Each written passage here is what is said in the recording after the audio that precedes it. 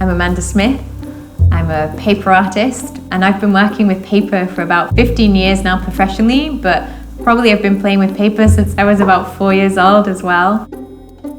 I was really drawn to this Samsung Small World project because it's really nice that a brand is also trying to consider all parts of their production and not just see their packaging as something secondary and something just to be thrown away. Part of the charm about this project is, when a little kid is, say, holding this paper bird, they'll be imagining something so much more. And it's nice to be able to design and make a few elements to help create a small world that will grow into something much larger in the children's imagination. I'm hoping this project helps inspire people to then look at packaging and keep playing with it and turning it into new elements, and with just a couple of little cuts and a few folds here and there, and give a new life to something you might not have necessarily considered keeping before. So we're just more mindful about waste and what we're throwing away.